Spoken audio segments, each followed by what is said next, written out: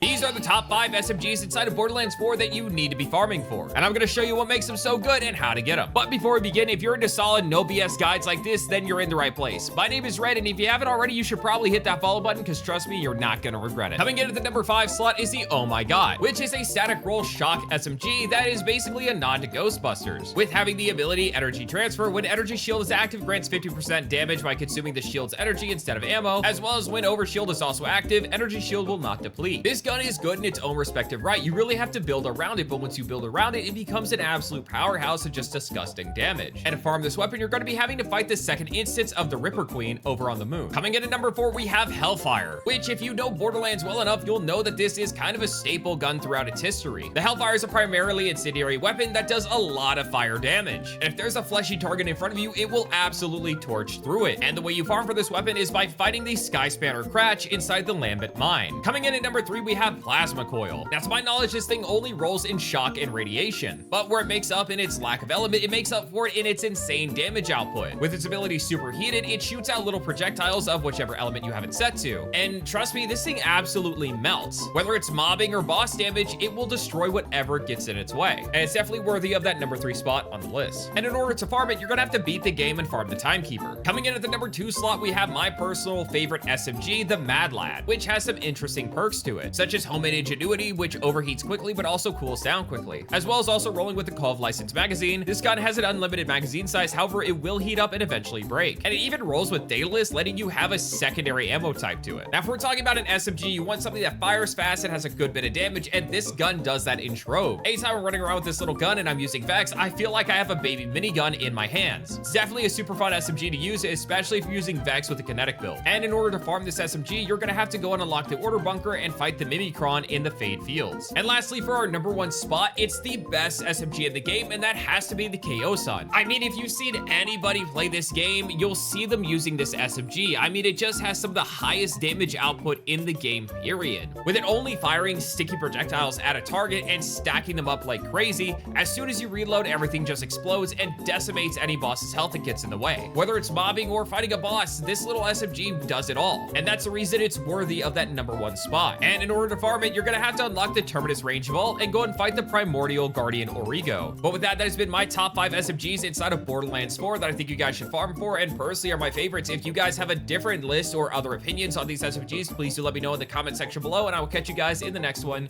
Peace.